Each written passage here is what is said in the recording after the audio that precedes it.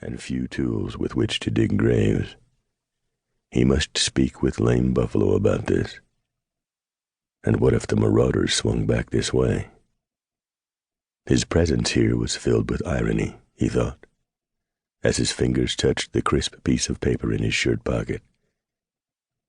Sky DePaul, known to her Brule relatives as Sky in the Morning, had employed him as a lawyer some months back, after the lynching of 2 innocent Indian boys in Lockwood, Wyoming, where Ethan practiced law when he was not managing his shoestring ranch operation. Sky, a half-blood Sioux whose father had pioneered Wyoming and Montana as a French trader and merchant in Cheyenne, had been a teacher at the Quaker school near Lockwood. She had come to his office to ask him to represent her cousin, Bear Killer, who had escaped the lynching, and to further complicate matters, was Lame Buffalo's son. As it turned out, Ethan's scouting skills had been more important than his lawyering. In the end, Bear Killer's innocence, and that of his dead comrade, had been established, but not before Sky lost her lower left arm, and Ethan fell in love with her. He had nearly proposed marriage before she brusquely cut him short. She had left him a bank draft for $300 for his fees, however, which she failed to sign before returning to Lame Buffalo's village to recuperate. This he took as an invitation to visit the village to collect her signature and, hopefully, to explore their possibilities for the future. The pressures of the ranch and his law practice, coupled with his uncertainty about his standing with Sky, had caused him to delay the trip into the mountains for several months. And now, he had waited a day too long. Ethan walked deliberately back to Lame Buffalo's tattered tepee, his grief over the report of Sky's death deferred for a few moments by the need for decisions and action. The front of the chief's lodge was ripped away, and only a few skins remained draped on the lodge poles to provide an illusion of privacy. The chief, who had been a vital man, not yet 50, lay stretched out on a buffalo robe.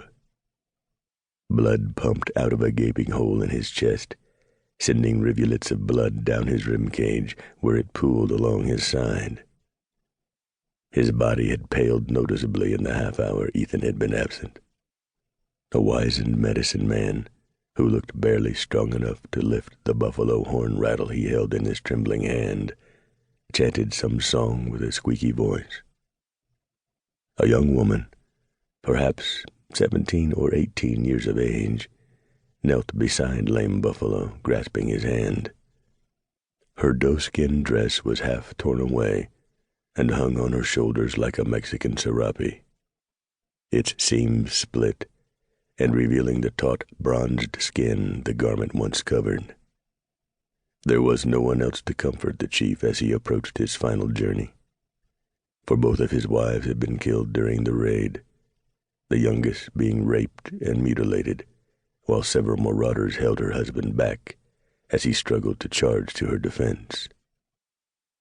After the leader of the renegades had finished his turn at the young woman, he approached the chief and laughed contemptuously before plunging the military saber into his chest. All this Lame Buffalo had related after Ethan's arrival. The maiden turned her head when Ethan entered the circle formed by the lodge poles. "You are the puma?" she said softly.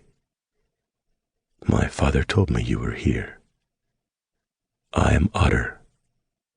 I was looking for Hooting Owl when you first came here." She nodded toward the shaman. Ethan noted her perfect English, but he was more taken aback by her resemblance to Sky. It was mostly the eyes, he decided, dark and constantly alert and searching.